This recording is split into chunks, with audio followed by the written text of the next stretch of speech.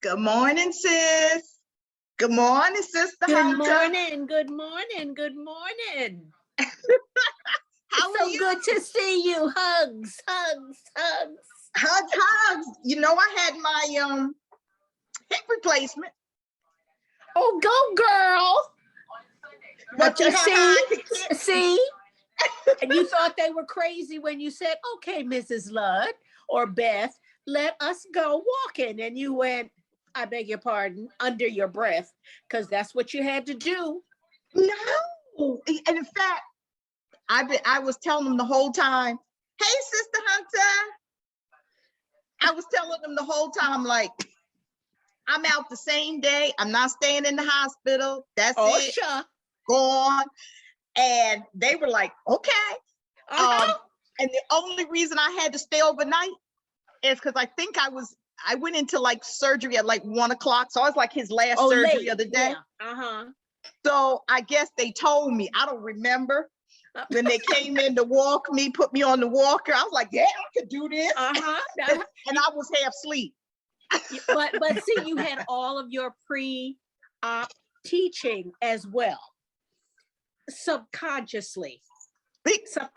Subconsciously. You say, well, okay, I heard them, but now this is me. So I've got to see how I'm going to do. You know what? I was on a walker for 3 days. I haven't been on a walker or a cane since. There you go.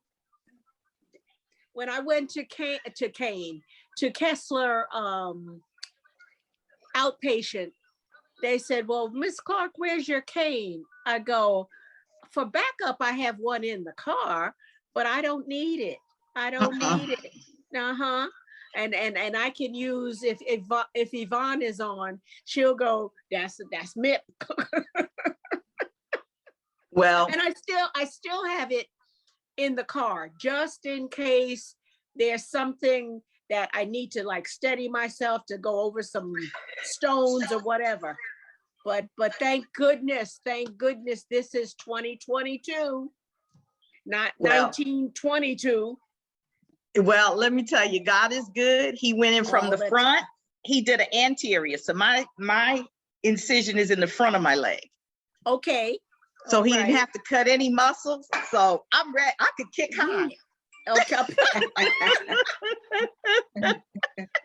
Bernice, do you hear your child? Do you hear? And I can see her making a face. Good morning, Miss Paulette. Yeah. I tell you. You know, I have to ask good about. Morning. So good to ask about my heart. You know, I have to ask about my heartbeat. Okay. How's my heartbeat?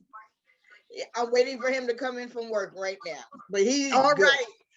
That's my heartbeat. Stephen, I love you. I love y'all, but Stephen is my heartbeat. I understand. I understand.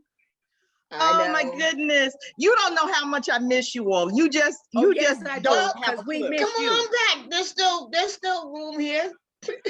Nah. No, I don't blame her. No, don't. It's like Sister Phyllis Roberts left California to come to New Jersey, and her friends and all say, you did what? You did what? Are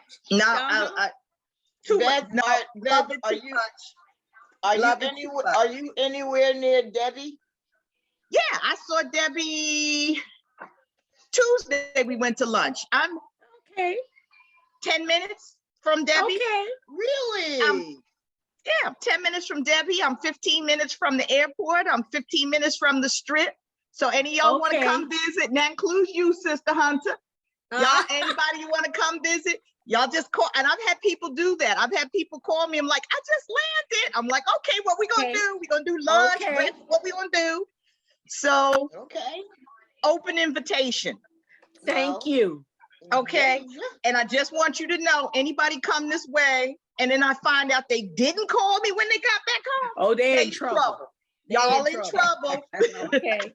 Well, I know we got a lot going on at St. Matthew. It's 7:02, and I know we got homegoing ceremonies and just a whole lot going on today.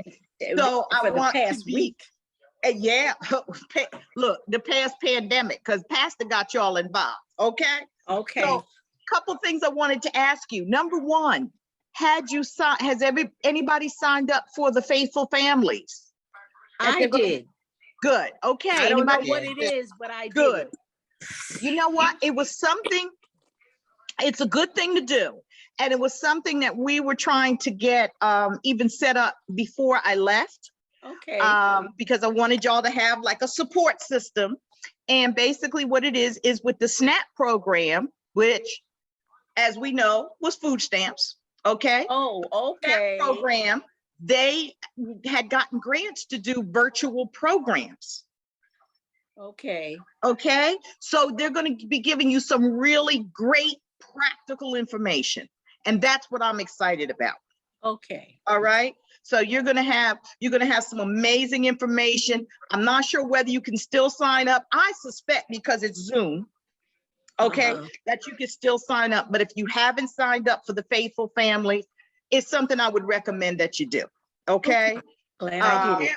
And Mimpy, is that the one that's supposed to happen after Bible study on Tuesday nights Yes. for 6 weeks? Yes. Yes, that's the one. That's Yes. it? Oh, okay. I didn't sign up for it, but now I will. Okay. But well, you'll Okay. be on anyway, Paulette. So you just stay. Okay, but you still have to sign up. I think you might have to sign up because You there might, might be yeah. some things that they're doing and then getting information to you and all of that. And look, I would love to think that I'm your only and best source of nutrition, but you know what? I know I'm not. So, With that said, okay. So with that said, anytime there's an opportunity, I want you guys to grab onto it. Okay. okay. And then if there's something that comes out of it that you have questions on, boom, I'm here for it. Okay. Okay. So Okay. please let me know. That's number one. Number two, anybody implement anything that we've talked about or made any changes? Y'all should be prepared for this question because you all know you get this question at the beginning of every Zoom meeting, right? Anything that you've implemented or any changes that you've made, say in the last month, since the beginning of January when we had our last Zoom. Sister Well, Beth. Oops. go ahead. Okay. This is Susan. Oh, I know the voice, but I wasn't trying to figure out who Dan Sue was. Hey, Oh. Sister Susan. Oh, sorry. I am out. Waiting for my dentist appointment, so I may have to jump off. But no, you recommended that I go to endocrinologist, and I did. Yes. And it was very helpful. It was like an hour-long Zoom session, Mhm. and talking about my hemoglobin A1C, and it was very helpful. She gave me some nutrition. She asked me, like, what do you eat? How do you eat? And I told her the good part, right? She's okay, what's your cheat? And that's when I got in trouble, right? Okay. So she gave me some recommendations based on, the stuff that my cheat stuff. And it was really helpful. So she kind of gave me a plan too. It's like, okay, you're doing all these things, and if your hemoglobin A1C, goes up, then we may need to look at other things, right? And Mhm. the most interesting thing was that when I went to my doctor, just my general practitioner, and I was talking to her about it, she didn't mention an endocrinologist. I said, oh, my nutritionist recommended an endocrinologist. You can see the light bulb go off in her head. Like, Yep. she wasn't thinking about that at all. Exactly. A lot of it has to do with the way different doctors are trained. Okay. Yeah, our presiding elder, forgive me, just put a pin in that That's for okay. a second. Presiding elder was with us Tuesday, whatever day we had tested. And he was saying they were about to put him on Metformin. dialysis. Oh, dialysis. And- Okay. And they happened to have a nutritionist there. And when he came out, she said, I'm not trying to oversee your doctor and all, but I'm going to give you a list of nutritionists. And he said, since he went to them, A1C down, everything has been wonderful. Not that he kicked the doctor to the curb, but the nutritionist has put him on the right track. So, Remember, we've always talked about, from the beginning of our Zooms, we've talked about you being an advocate for your health care. Yeah. And the other thing that we need to know, Kia will tell you that, the other thing we need to know is the woman drives the healthcare in the family. It is what it is, what it is. To be honest with you, side note, people thought that East Orange General would go under Right. when they let go of maternity. Uh-huh. Because women tend to, wherever you have your baby, that's the hospital and the doctors and whatever that you tend to, cling to and get your family to and all of that. Well, they did some smart things and they didn't go under. All right. But it's always been thought that, if we don't have a maternity, that's your first step into the door to your health care for yourself and your kids. But the reality is you have to be the advocate for your own health care. And your physician is going to work. Your primary is an amazing person, whether he's family practice, whether he's an internist or whatever his background is, general. There are no more Marcus Welby's. No. There's too much information out there, honestly, for one physician to handle it all if you have something else going on other than basic health care. But they don't think sometimes about recommending. But I love what she said. The light bulb went off when I said, okay? So remember, I told you on your healthcare team needs to be your primary.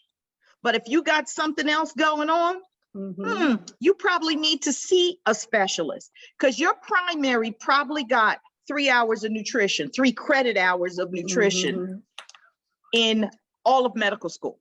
Yeah. Okay. If they were super interested in nutrition, it was just like college. They took some electives. But in general, with everything else they have to learn about every system in the body, nutrition is not a big focus. So you're going to have to be that advocate. So number one, your primary.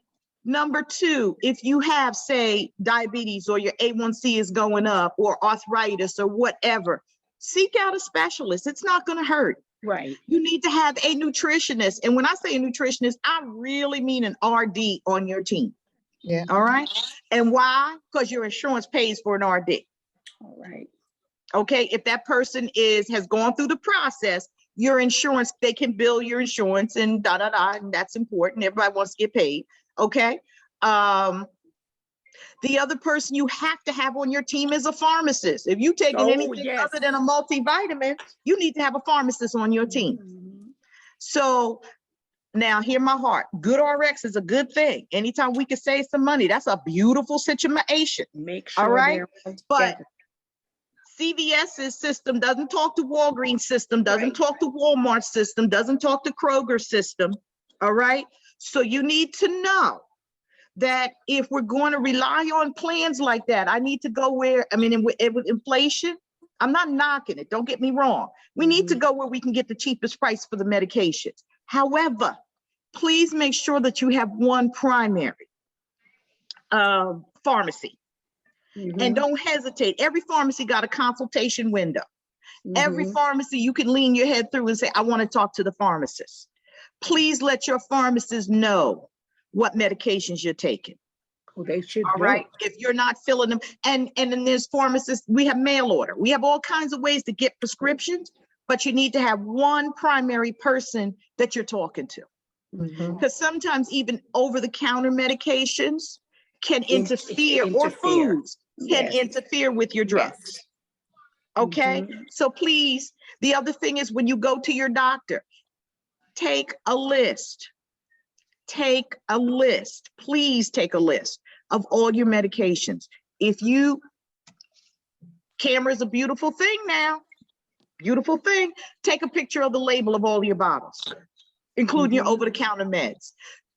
Put it in your photos. So when you go to the doctor and they say, what are you taking? You don't have to say, well, I think I'm doing this and I'm doing this and maybe this. Boo, you got it right in your phone.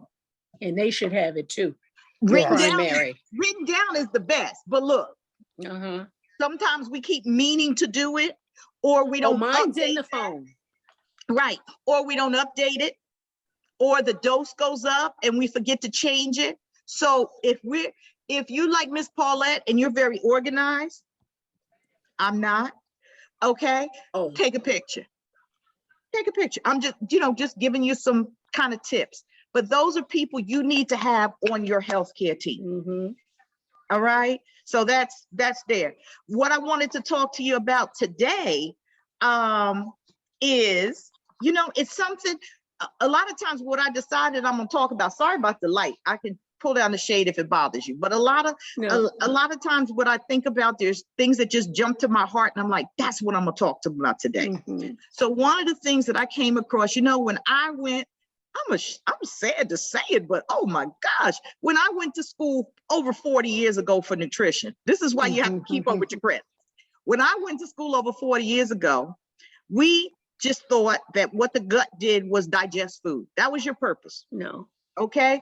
And we were taught that it was probably one of the largest organisms in your body.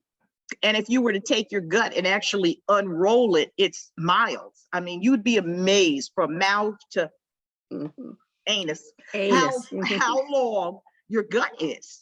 Okay. And we were just taught that, you know, it was an organ. It was anything that's in your gut was quote unquote outside of the body. It's really not. It's like, it's inside this cavity. It's inside the body, but it's really whatever's in it has not been absorbed into the body yet, if you all understand what I'm saying. Yeah. So it's a long tube. It's whatever's in it is outside of the body. It doesn't really affect anything. And it's just for digestion. That's kind of how we learned it. And now we've learned that it means so much more, and it's so much more important than we originally thought. So what I want to talk about today is gut health. And it's not just going to be today. I think we're probably going to take this into at least, well, I think next month, correct me if I'm wrong, you guys are in retreat. Am I correct? Yes. Okay. So then we'll continue it in May. All right. Because we ain't missing retreat for Beth. So what we're going to talk about is gut health and why it's important, because we have now learned that what's happening inside that little organ that we thought was outside the body and it didn't matter means a lot, not just in terms of, you know, diabetes and all these other things, but actually your immune systems. Mhm. And let me tell you, if we're looking at the news, what do we know that's happening? What's happening in the news last couple of days? People Well, are freaking out. Ukraine and Russia. Okay, Ukraine and Russia. Stress. Thank you for that. Stress. Can't even link that. Stress. Okay. Mhm. If you look at the news, your stress level is up. I don't care who you are, your stress Okay. level is up. We Yeah. talking about Ukraine. That's war. We talking about war. Okay. Mhm. And even though we, quote unquote, aren't going, Still. we may be sending some of our relatives or some of our close friends. We don't know. So uncertainty creates stress. Mhm. Number two, inflation. I'm just Yeah. naming top headlines. Inflation. Yeah. Anytime you got less money to spend because things cost more, tell me Right. that don't cause stress. Yes. All right. Number three, the crazy man that lives in Florida. Sorry, that's just my personal opinion. But the crazy man that lives in Florida. What has happened to this country in terms of psychology, how people think, has been exacerbated by the last 5 years. Mhm. Okay, that's stress. Mhm. All right. So stress has increased, but the other thing I'm thinking about is mask mandates. Jersey, one of the highest numbers, Yeah. and y'all one of the first people to come out of your mask. And guess what? Nevada came right with you. Okay. So it's just not New Jersey, but think about that. So now you're thinking, oh my gosh, I had gotten used to going out, kind of feeling safe because I had a mask on and I've had my I still boosters. have one on. We still, I agree, because even though it's not a mandate, it is your personal right to do it. But my point being, does that not increase stress, not only on your psyche, but on your immune system? Because you're saying, well, yeah, I could still wear my mask, but then there's even conversation about what mask is a good mask. We've been rolling around in cloth masks thinking we doing okay. Then they talk about double masking and putting glasses on and don't do this. And now that's not good. We got to go to the KN95s or the N95s. So all of this include stress, but it also may include some further challenges to the immune system that we have gotten kind of away from. Okay. And don't, listen, human nature is we all want to fit in. I don't think there's too many people. Well, there are some people that don't care if they don't fit in, but the majority of humans, we're pack animals. We want to fit in. So you find yourself going in the store and you might say, well, I'll put it on when I first go in, but maybe I'll take it off because most of the people don't have it on. Just thinking, that may not be you, Mip, that may not be you, Miss Paulette, but let's face it, there are some people who this is impacting. So right now, like I find here in Nevada, you're finding people are still maintaining pretty much their masking, but I'm seeing as each day goes by, more people are kind of venturing out. Taking it out. Taking it off. I get a little hot, let me take it off. Can't breathe as well, let me take it off, where you wouldn't dare do it before. I say that to say, because now we're realizing the gut has a lot to do with our immune system. That's where a lot of our immune system start, is in the gut, believe it or not. Okay, so I want to talk about that the next couple, at least the next 2 times. So being mindful of the time. Okay, so the first thing is, the gut is what we call, inside the gut, we have what we call a microbiome. Fancy word, microbiome. All right. If you want me to spell it, it's micro, M-I-C-R-O, biome, B-I-O-M-E, microbiome. And basically a microbiome, and let me tell you what it is. Let me give you the right definition of a microbiome. But basically the microbiome is the environment. The term microbiome, it's the microorganisms that live in your intestines. Okay, we have good microorganisms in our intestines and we have not so good microorganisms in our intestines. And one person can have anywhere between 300 and 500 different microorganisms in your gut. All right, so when I say gut, that's from the mouth, from the rooter to the tutor. Okay, that's your microbiome. So that includes your stomach, that includes your intestines, that includes your colon, that includes all of that.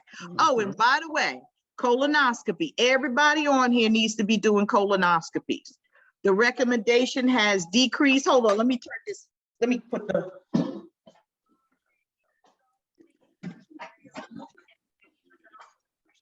That's better. The recommendations have, Miss Paulette. My physician, my primary, has me doing a colonoscopy. Well, now it's every 5 years. And I've had, and in fact, I just had my last endoscopy back in November, because I get I get one every 3 years. To yeah, from the rooter to the tutor. Rooter to the tutor. Free and clear, and make sure that good and bad are working together and not causing me any problems. And the reality is, so everything is great, Yeah. And here's the reality, guys. The worst part about an endoscopy or a colonoscopy is the prep. Yep. Yes. That's it. Yeah. It's the prep. The other stuff just give you the best sleep out there, Yeah. But the hardest thing about that, and a lot of times we put these things off. That was one of the things that about the pandemic that has been issues. People have put off basic health care. A lot. Yeah. Guys, if you have not had, okay, let me back up. If you've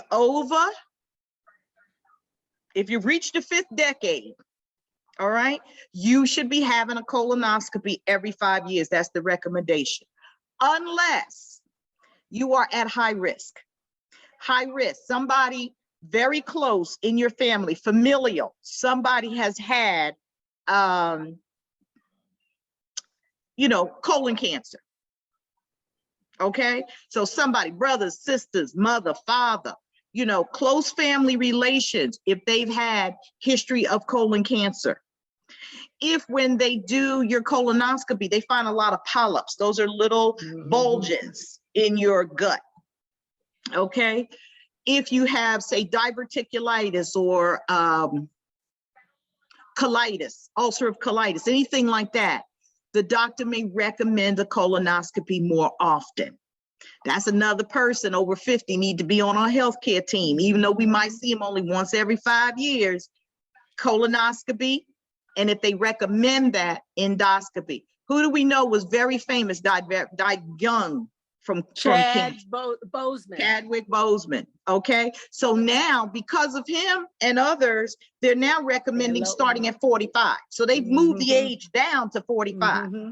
So we don't even have to reach 50 anymore. If you're 45, if you reach that 45th year and your doctor has not suggested a colonoscopy yet, go see the doctor. You be the advocate and say, you know, I'm 45. I think I might need to have my colonoscopy now. And then it's usually every 5 years. We're looking at that gut. We need to know it's healthy. We need to know it's healthy. So a good gut that has good microorganisms in it is a healthy gut. What's the sign of some unhealthy guts? Can anybody tell me some things that you might think of that will add to a gut that's unhealthy? Ms. Paulette. Bad breath. Bad breath. Yes, interesting. Interesting, because yes. yes, the mouth is part of that. That could give you, that could actually give you a sign that something's not quite right. However, that doesn't necessarily have to be the gut. Glad you brought that up. That could be your teeth, your dentition. And let me say something else. As we mature, if we have, I can't say teeth that are not your own, because if you paid for them, they belong to you. But if you have devices in your mouth, if you have dentures, if you have bridges, if you have that in your mouth, if you gain or lose weight, you need to have that refitted. I shouldn't hear you eat. But have you ever sat at the table and eaten with somebody and they're kind of like clomping? The dentures aren't fitting right. Okay? If your dentures don't fit right, you don't eat right. And your nutrition. So please be mindful. Guess what? That's another person needs to be on your healthcare team. Is your dentist. And I know you're saying, Lord, you're adding more folks, but it's true. They should be working as a team. Yes. And another suggestion I'll make, I'm not asking anybody to leave their doctor. So hear my heart, not asking that. But if you're looking for a new healthcare provider, one of the things that people are doing now, they're coming together as groups. Yes. All right. So as you know, if you're looking for a new provider, if you find a doctor that's within a group, that helps you in two different ways. Number one, it makes recommendations easier for other specialties. But number two, they tend to be putting everything into the same system. So you don't have to remember to go and tell the next doctor. The next doctor looks in. Already knows. Already knows. Go ahead, Summit. Already knows. Like I say, I ain't trying to recommend nobody. Okay, so let me stay out of that because there's more than Summit. Though I do like Summit, there's Summit. All right, but I don't have to go in every single time and tell the doctor what happened with the last doctor. Right. Okay. So just thoughts. These are foods for thought. But the doctors within a group tend to be talking to each other. Yes. If they're not talking, another thing, if you go to a doctor, ask that and they're not within a group, ask that the records be forwarded to your doctor. Yes. Don't wait for them to ask you. Tell them, I need these records forwarded to my primary. And they'll give you a release form and they can do it. Okay. So bad breath may be your gut. Halitosis is the word. Yes. Or it could be to do with something going on in your mouth. Either way, it should be looked at. Okay. Don't cover it up. Figure out what's going on. All right. Next thing, what else? Since we got time, let me go through this. Upset stomach. If you constantly have some kind of upset stomach, gas, bloating, diarrhea, heartburn, constipation, I'm not talking about once in a while. I'm talking about all the time. Regular. Regular. I was dating myself last night because I was talking about Sodamid tablets, and people was looking at me like, huh? But yeah, that's what we used to use, baking soda, Sodamid tablets. They was the best thing in life. But you shouldn't be, if you're having an upset stomach or gas or bloating or anything like that on a regular basis, no, we don't get on Gas X and stay forever, or Mylanta and stay forever, unless it's a doctor's recommendation. Okay, but if it's not, stop self-diagnosing. Go to the doctor. All right. A high sugar diet is the sign of an unhealthy gut. And I was reading something and it was interesting. In the Western Hemisphere, in our, more advanced cultures, so we're looking at America, we're looking at Europe, all these more advanced cultures, we have limited the amounts of foods we eat. I think they said the majority of what we eat comes from 5 different animals and like 20 main sources of food. But if we go to places like Africa or, places that are not as developed, their variety of diet is so much wider. And because their diet is so much wider, guess what happens? Their gut flora is so much better. And better. Okay, so we got to expand what we eat. I want you over the next week, when you're eating, write down what you're eating. Just write it down. If you don't want to write it down, let me tell you what Pastor and I did. Dig it. Take a picture of it. Just take a picture of your plate. And then think about how many different types of food are you eating. Now, I'm not talking about how many different ways can you cook rice, because that's the same food. But I'm talking about how many different types of foods are you eating. If you're eating salmon, great. Okay, but is that the only fish you're eating? Or are you eating salmon and maybe you're eating whatever else? Yeah. Halibut, okay? Or are you eating flounder or whiting or just different, are we eating a variety of different fish? Because even that makes a difference. Cold water fish like salmon, they tend to be oilier, but good oil. But they're going to be in a certain environment, but you still need some freshwater fish. All right. So just for curiosity, write down in the next week, are you eating the same vegetables? I think I'd have to kill my husband to eat more than a green bean and a lima bean and some broccoli and some cauliflower. Okay, John Clark. Okay. Broccoli. Oh. But are we, but, because most of us don't want to cook 2 or 3 meals. Okay. So if that's all they're eating, is that all you're limiting yourself to? Okay. Okay. So just want to think about it, and then think about, what can I do to broaden my diet? What can I do? How many of us eat anything other than wheat, rice, corn?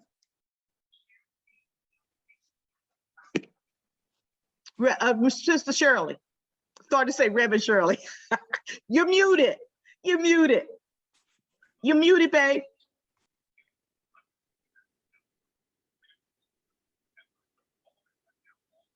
You're muted. Unmute. Unmute.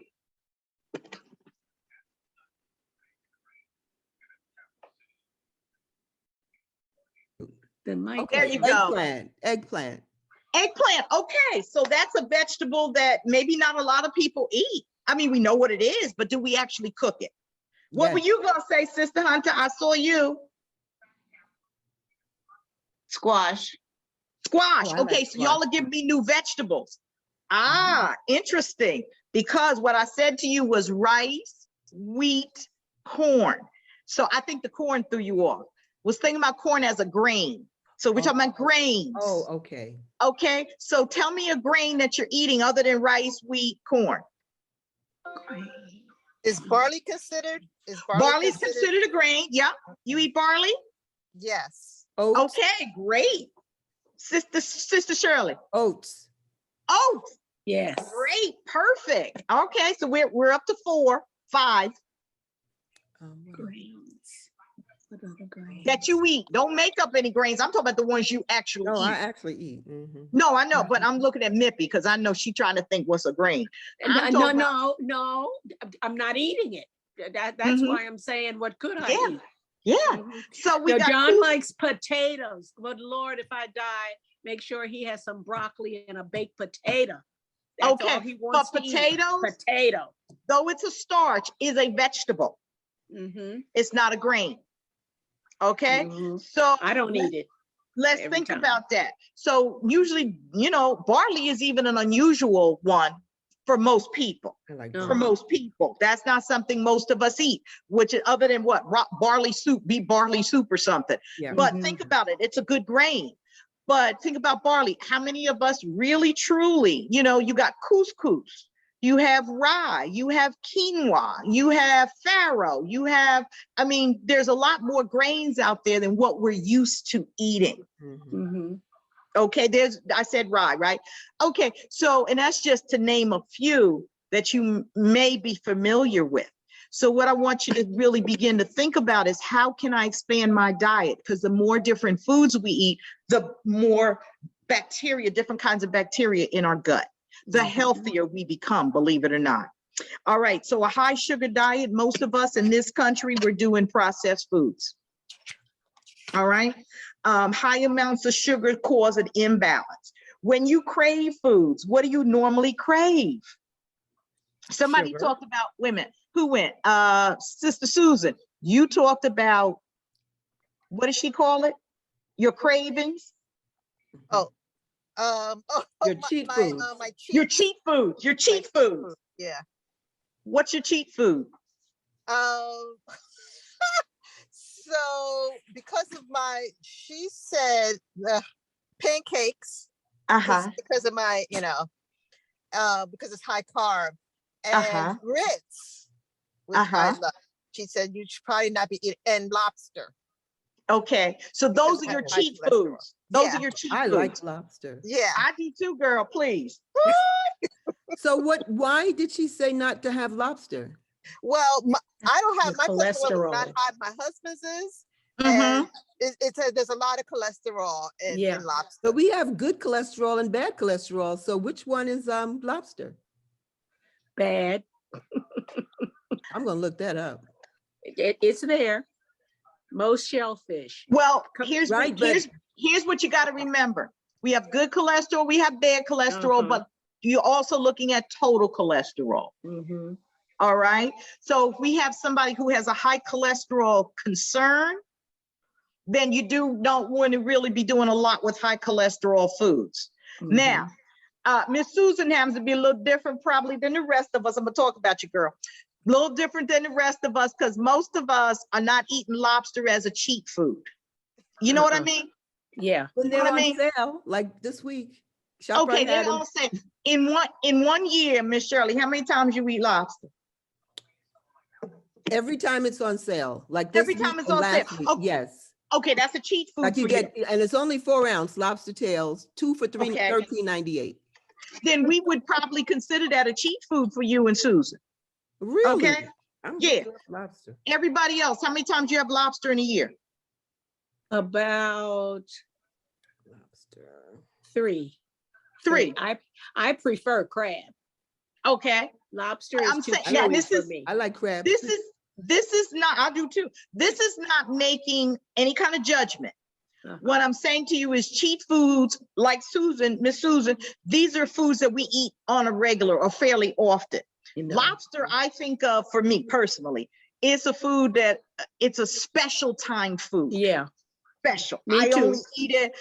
In fact, I can't tell you the last time I had lobster, probably last year. Uh-huh. Okay. So no, I told a tale. I did make lobster once last year. I did have some lobster once last year. So that Mhm. wouldn't be a cheat food for me. All right.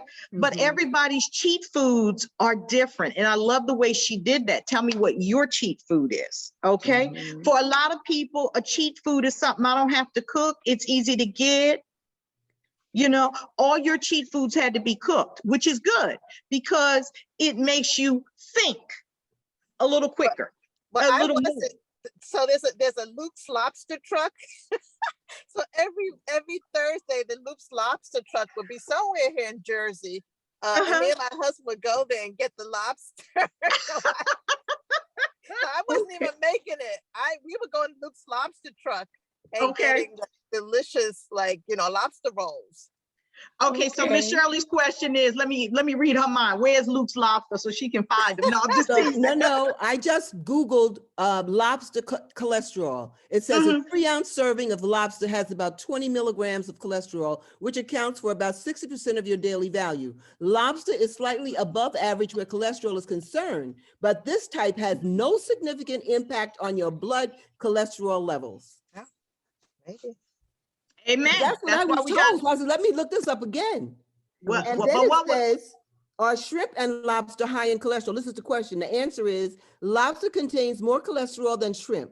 It is also low in calories and saturated fat, but high in protein, omega-3, and selenium. So, which is good. which is a very important micronutrient, by the way. Right. Okay. And the interesting thing is the fact that it's high in selenium is a good thing because our farms, because we have been farming the same areas for so long, we're running out of a lot of the important minerals in our dirt. Okay. So the fact that you can get selenium from lobster, that's actually a good thing. But here's the deal. Again, when a person has problems with their cholesterol, now we're not talking about, I don't want to say an unhealthy person. That's not what I'm trying to say. But when you're having problems with your cholesterol, total cholesterol, whatever, what would not be an issue for a person that does not have a cholesterol concern, there's two things here. That does not have a cholesterol concern, we look at it a little different. So a small amount for a person that has a high cholesterol is going to have an impact as opposed to somebody who does not have a cholesterol issue. But it's not saturated fat. No, it's not saturated, but saturated fat and cholesterol are two different things. Saturated fat ain't good for you. Oh, I know. That's why I'm saying it is not high in cholesterol. No, it is not high in saturated fat. So again, we're talking about, remember, we got to talk about how often we're eating it because they're eating it once a week. Oh, no, not now, me. you know, and I know. I don't know how, what's his name? Louis? What's his name? The truck? Luke's Lobster. Okay, I don't know how Luke's Lobster's cooking it, but how do most of us eat lobster? Now let's talk, let's get real. The butter. Okay. With butter, butter the and bread. garlic. Okay. I mean, not bingo. No. I dip it in the butter and garlic. Bingo. Bingo. And we ain't looking for plant butter. Okay. He's not serving it with plant butter. He's serving it with butter. And the more butter that's running off of it, the better the lobster tastes. But see, so I use a little bit. Oh, you okay. But you're not the average person eating lobster. But I don't buy it unless I'm going to a restaurant on a special occasion. I don't buy it. I buy it only when it's on sale. But y'all know what I'm saying. Yes. Think about how often and think about how it's cooked, which it's steamed, that's great. But think about the accompaniments that go with. Now, I don't like butter, so. Well, you know what? I know I'm different. It's different. All I want y'all to think about, I got my girl here. Her cheat food is lobster, and she's going to Luke's with the butter dripping off of it. Well, I'm worse. My cheat food is ice cream. Okay, everybody's got a cheat food. Yes. It's like poker. Everybody's got to tell. Okay. Everybody's got a cheat food. Most people's cheat food is easy to obtain. And so if you go into the truck, guess what? You didn't have to cook it. So it's easy to obtain as long as you got the ducats to do it. All right. And you know where Luke is located. So it's easy to obtain. Most cheat foods are high in fat, high in calories, or high in sugar. Somehow, because there's a little piece in the brain that lights up and makes us happy. Ooh, if a food, celery don't make me happy, it's not a cheat food. Yeah. Okay, anybody on here, celery is a cheat food? Let me know, because I want to pat y'all on the back. And in fact, when we think about steamed vegetables, it's almost like a punishment. Like, ooh, Because there's no happiness in that. There's no joy in that food. It's joy in lobster dripping in butter. There is no joy in celery. So think about your cheat foods. They're easy to obtain one way or the other. They tend to be high calorically. They tend to be either fatty or sugary or salty. Different people crave different things. Yeah. Now I know I like potato chips. They're okay. But when I find myself going in the closet and doing this with a bag of potato chips, I have to say to them, uh-oh, what's going on in my brain? No. Because most of the time there's something bothering me. Something else is going on in the brain because I done reached for the cheap food. Okay. That's all I want you to think about is what's my triggers. Okay. If you know what your cheat food is, now let me ask you, when you go to Luke's and you get the truck and you do all that, you bring it home? Yes. Yeah. We bring And it then home. what do you do? And what do you do with it? You eat it. Yeah. You sit right down to away. the table, you open the paper and start eating. Yeah. Okay. So in order to take a cheap food and make it less, if you make it less available, or you put more work to it, you tend to avoid it a little bit more. Yeah. Keep it Psychologically. out your house, man. Well, you the can ice keep it out cream your house, or Keep- you've I all heard do. me.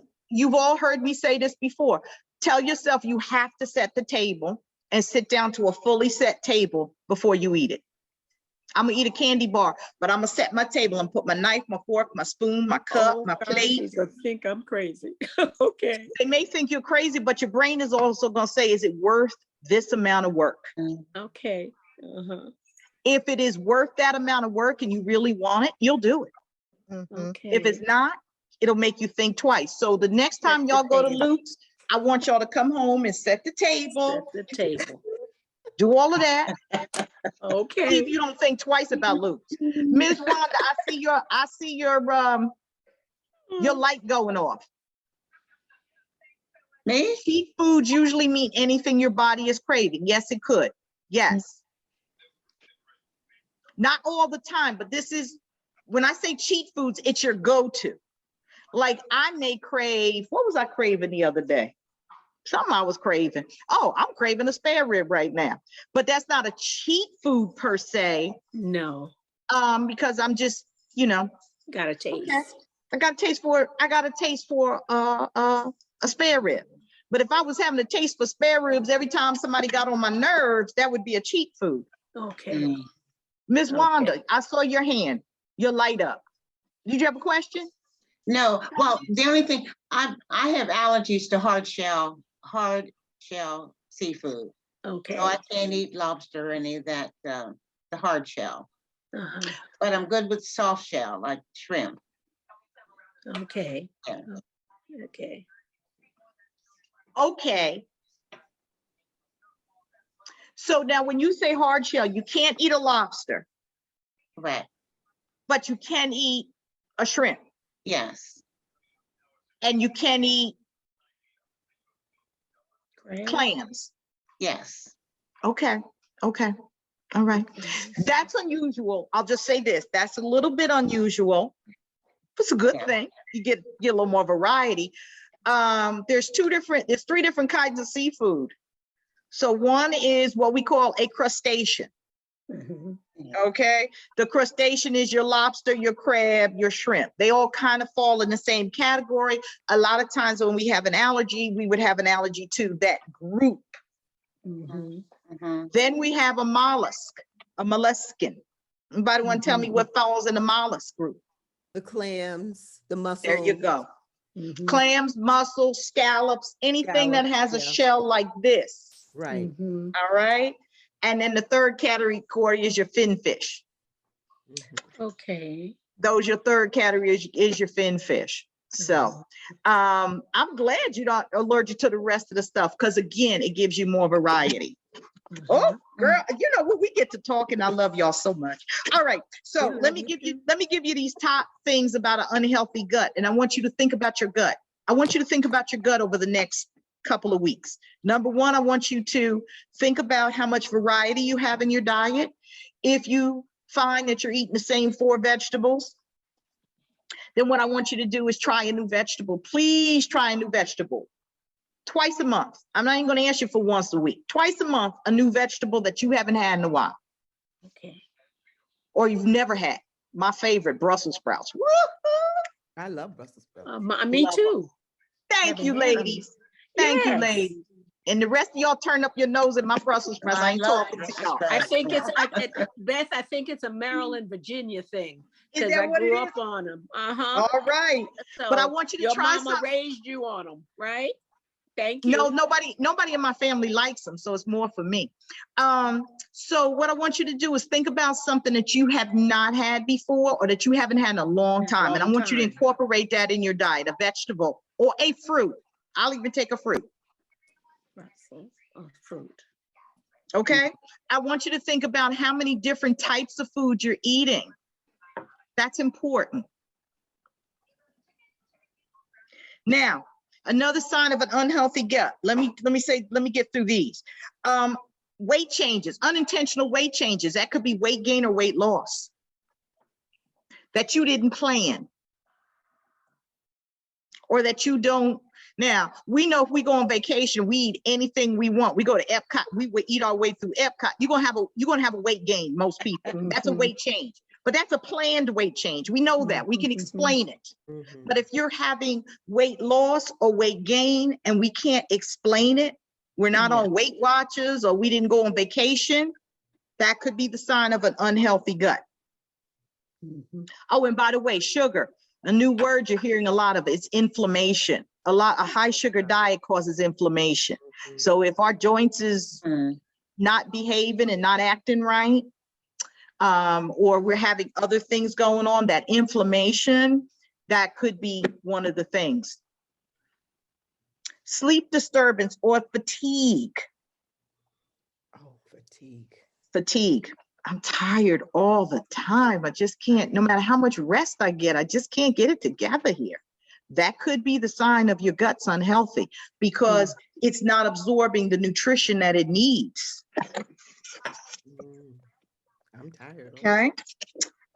Skin irritations. Isn't that an interesting one? Things like eczema, whichever way you pronounce it, because that could be the sign of what we call a leaky gut. Certain proteins are getting into the body that shouldn't be getting into the body. And autoimmune conditions. These are the 7 things, autoimmune conditions. And what am I talking about? That is, does anybody know what can anybody tell me one of the things that might be an autoimmune disease? Cancer can be autoimmune. Yeah. Cancers. Beck's sarcoid. Huh? Beck's sarcoid. Sarcoidosis, sarcoid definitely could be. Here's another one. Lupus. I was waiting for somebody to say lupus. That's the one that you hear about most often. But some of these things are autoimmune and they could be issues. And the last thing is food intolerances. So Ms. Wanda talked about that particular food intolerance, and there's a difference in an intolerance and an allergy. We talked about this before. Does anybody remember the difference?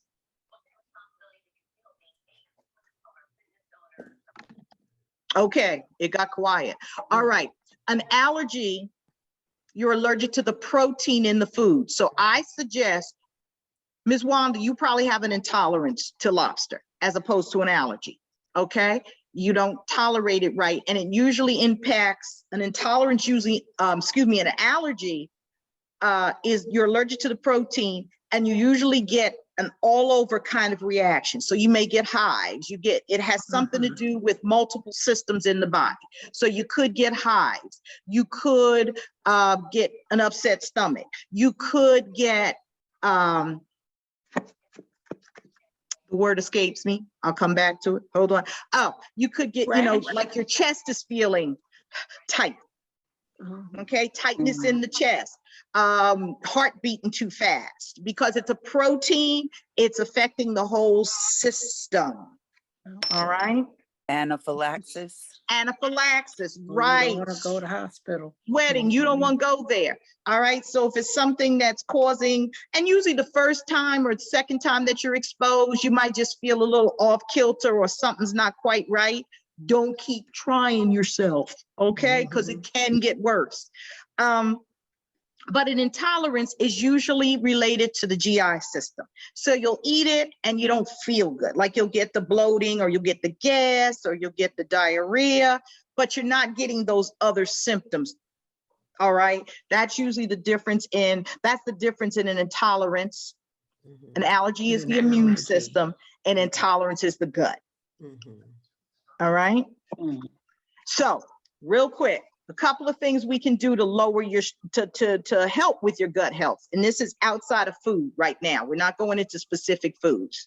Next time, I want to go into some specific foods that you can use to increase your gut health, especially in the age of COVID and flu and all these other things that can be going on. So number one, lower your stress levels. Stop watching TV. Stop watching TV. Send somebody else to the food store. No, just kidding. But lowering your stress. What do you do for self-care when you're stressed? Miss Susan, I know you do something. What do you do? Meditation, Meditation. exercise. Meditation. What else? Meditation and exercise. And exercise. I do Walking. Okay, good stress relief. Anybody else? Anybody else have something? Walking has always been good. Walking. The thing of it is we have to practice these things. If we're under stress, we have to practice these stress relievers. And most of us don't have a stress reliever in our back pockets. We don't have a stress reliever tool in our back pockets. Meaning, I'm under stress. What do I do? Most of us don't put on our gym clothes and go for a walk. No. I think it's an excellent stress reducer, but we don't think about that. It is. We eat more, we go to sleep. No. No. Okay, good. Good. No, don't I do don't. that. Okay. No. All right, but just some things you can do to lower stress. You can put on some music. Some people, if music is your thing, put on some music and listen to some music. Yes, yes. Okay. It could be something as simple as reading a book. Mhm. Could be, to get your mind going someplace else, or listening to a podcast, not a stressful one.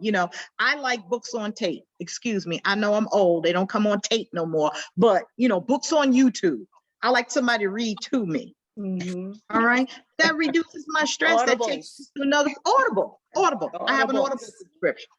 Okay. Some people like doing activities like gardening or walking or running. I wasn't even thinking about that. Yeah. Yeah, or running. I don't run unless it's chasing me or I'm chasing it. But some people might like to run. Never could. Okay. But I want you just going outside and sunbathing in your backyard, or taking in the sun in your backyard, or deep breathing. Oh, yes, Yes. I do that. Yes. Okay. Or you can eat. I'll give you a little exercise you can do. Sometimes if you get under stress, you just eat mindfully. So this sounds crazy, but put a food in your mouth like a grape or cherry. Don't want you to choke on the pit. Or a raisin. Raisins work really well. One raisin. Oh. One. Not a handful. Just put it in your mouth. Close your eyes and actually taste your raisin. Okay. That's a form of meditation. As a form of meditation. Absolutely. Okay. Absolutely. Taste it. What does it taste like? What's the texture? Does the texture or the taste change over time? You chew it, yeah. But I'm saying that to you because it brings you back to the present. And it's something you can do. You can reach in your refrigerator and piece of cheese, grape, a raisin. Okay, a nut. but Okay. something that it's a small piece of, and you close your eyes and your mind works on, what is this? What am I actually tasting? Because most of us don't taste our food. Yes, I do. Okay, you are a remarkable woman, because most of us That's don't why taste- I'm the size that I am, because I Yes. taste it. I want my sauteed spinach with garlic. I Okay. taste it. and that's why I'm the size I am. So Yeah. y'all can take it from there. I don't taste like I should. Okay, I so like it. listen, I I'll feel be honest. Okay, I got issues. like No, I'm not going. Nom, nom, nom, nom. I'm chewing first. Uh-huh. So honestly, think of something you can do to lower your stress level. Aromatherapy. Oh, I like that. too. Okay. I like that. Mhm. Aromatherapy. Uh-huh. That's I a think I great got some- one. I Mhm. got something. I got a present for Christmas. Yep, I do that's a too. great one. Okay, getting enough sleep. I'm gonna do that. That's 7 to 8 hours a night. Nursing taught me that. Okay, and children need more. Yes. Teens need more. Put We your get into kids our to middle bed. years, we may not need as much, but as we are maturing, we need more. All right. Eat slowly. Yes. Slowly. I'm going over these real quick. Hydrated. Stay hydrated. 8 and 8. 8 glasses of water 8 times a day. 8 ounces of water 8 times a day. If you're drinking the bottles, it's 4 bottles in a day. All right.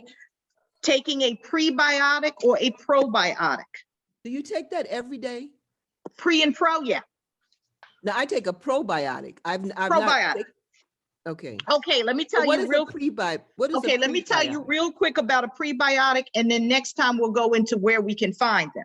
A prebiotic is the food that the bacteria from the probiotic eat.